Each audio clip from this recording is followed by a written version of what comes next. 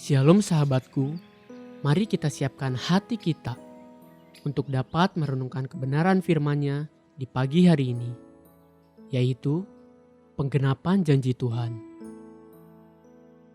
Mari kita buka Alkitab di dalam kitab Yosua 18 ayat 2-3. Pada waktu itu masih tinggal 7 suku di antara orang Israel yang belum mendapat bagian milik pusaka.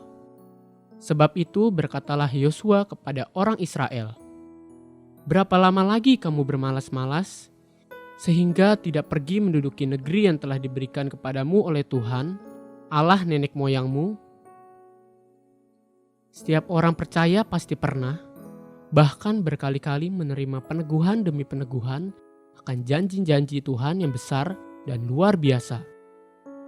Namun terkadang, antara janji dan kenyataan yang kita alami itu bisa berbeda. Kenapa seperti itu? Bukankah Tuhan sendiri yang telah berjanji? Kenapa tidak tergenapi?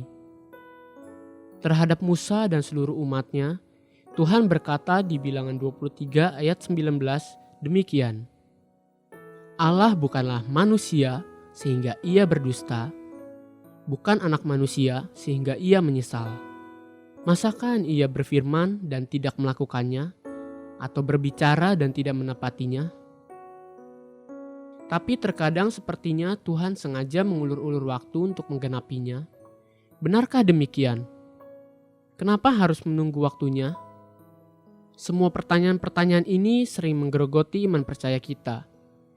Namun kita lupa, ada juga bagian yang kita sendiri harus kerjakan setelah janji-janji Tuhan kita terima.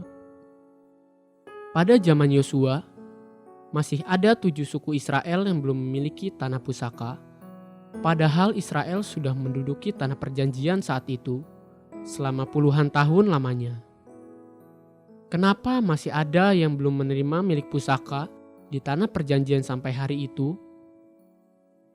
Kemalasan dan rasa nyaman yang telah membuat mereka tidak merasa perlu untuk bangkit dan melangkah untuk menerima semua janji Tuhan. Itulah sebabnya Yosua memberikan peringatan keras kepada mereka demikian. "Berapa lama lagi kamu bermalas-malas, sehingga tidak pergi menduduki negeri yang telah diberikan kepadamu oleh Tuhan, Allah nenek moyangmu?" Bahkan sampai hari ini, ada beberapa anak-anak Tuhan yang percaya bahwa berkat itu jatuh dari langit sama seperti hujan turun, tanpa kita perlu lakukan apapun. Tuhan sama seperti orang tua yang benar, selalu ingin memberikan yang terbaik buat anak-anaknya.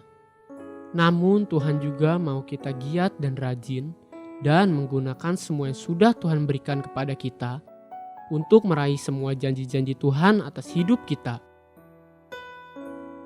Tahun 2020 adalah tahun yang membuat banyak manusia, baik di pelayanan, di usaha, dan di pekerjaan-pekerjaan yang terpaksa terhenti dan terabaikan. Namun di tahun ini dan tahun-tahun ke depan, inilah kesempatan untuk bangkit kembali dan menggenapi rencana Tuhan yang belum tergenapi. Semua itu tidak akan sekedar terjadi dengan sendirinya. Harus ada bagian kita untuk rajin dan bekerja keras sungguh-sungguh untuk menggenapi bagian yang Tuhan mau kita kerjakan. Haleluya. Sahabatku, mari kita sama-sama berdoa. Terima kasih Bapa Surgawi, Engkau yang telah melatih tanganku untuk berperang, bekerja dan berusaha. Aku bersyukur memiliki Bapa yang baik dan peduli seperti Engkau. Amin. Jesus loves you and so do I.